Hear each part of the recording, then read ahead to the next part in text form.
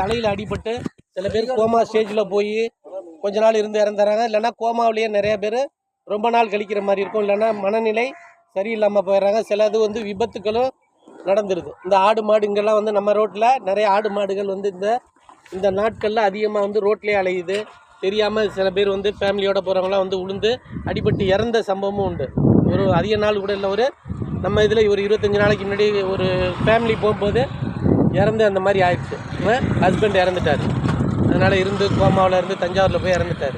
அதனால் வந்து ஹெல்மெட்டு கம்பல்சரியாக போடுங்க. செல்ஃபோன் பேசிக்கிட்டு இருக்காதீங்க. எவ்வளவு வாழ்க்கையில் வந்து நம்ம வந்து என்ன பெரிய லேக்ஸ் கணக்கில் சம்பாதிச்சிட போகிறோம். அவ்வளோ முக்கியமான செல்ஃபோன் யாரும் நம்ம வந்து யாரும் இதுங்கிறது இல்லை.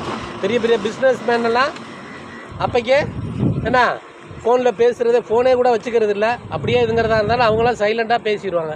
யார் இந்த மாதிரி வாகனத்தில் பயணம் செய்யும்போது, காரில் பயணம் செய்யும்போது யாருமே செல்ஃபோன் பேசுகிறதில்ல. பெரிய பெரிய பிக் ஷாட்டு, அதாவது லேக்ஸில் சம்பாதிக்கிறவங்க சொல்கிறேன்.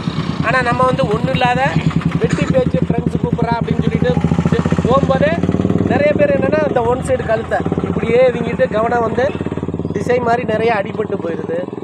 வாழ்க்கையை வந்து இழக்காதீங்க. இன்னொன்று தண்ணி அடிச்சுட்டு வண்டி ஓட்டாதீங்க. வாகனத்தை வந்து ஓட்டும்போது தண்ணி அவ்வளோ பெரிய ஒரு இது இல்லை. இன்றைக்கி வந்து மது அருந்திட்டு நிறைய பேர் வந்து வாழ்க்கையை தொலைச்சிக்கிட்டு நிற்கிறோம். நம்மளுக்கே தெரியாமல் சும்மா ஜாலிங்கிற பேரில் இன்றைக்கி விசேஷம்னாவே தண்ணி அடிக்க ஆரம்பிச்சிடுறோம். அதனால் வந்து தண்ணி அடிக்காமல் செல்ஃபோனு பேசாமல் ஹெல்மெட்டை போட்டுக்கிட்டு வாகனத்தில் பயணம் செய்யுங்க. இன்னொன்று 2 பேர் தான் போகணும். 2 வீலர்னால் 2 பேர் தான் போகணும். காருன்னா எத்தனை பேர் போகலாம்? 7 சீட்டு தான். ஆனால் போகிறது எத்தனை 8 பேர் இப்போ போகிறீங்க. இந்த மாதிரி ஒவ்வொன்றும் வந்து அப்போ வெயிட்டு கூட உங்களுடைய ஸ்பீடாக போகும்போது என்ன ஆகும்? உங்களுக்கு கண்ட்ரோல் கிடைக்காது. அந்த டிரைவருக்கு கண்ட்ரோல் கிடைக்காது. இப்போ 3 பேர் 2 வீலரில் 3 பேர் உட்காந்தா ஸ்பீடாக போகும்போது கண்ட்ரோல் கிடைக்காம மெயினாக நடுவில் உள்ள ஆள் காலி ஆயிடுவான். நடுவில் உள்ள ஆள் தான் காலி ஆவான் 2 வீலரில் பெரும்பாலும். ரொம்ப ரேராக தான் தேர்டில் உள்ளவன் வந்து பறந்து போய் விழுந்து அடிபடுறது. இதெல்லாம் வந்து ஏற்கனவே முன்னுதாரணங்கள் இருக்குது நிறைய ஆக்சிடெண்ட்டில் விபத்து நடக்கும்போது.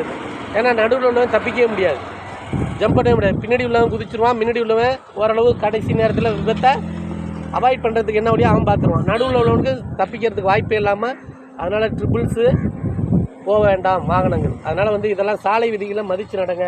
வாகனத்தில் லைசன்ஸ் எடுத்துகிட்டு தான் வண்டி ஓட்டணும்.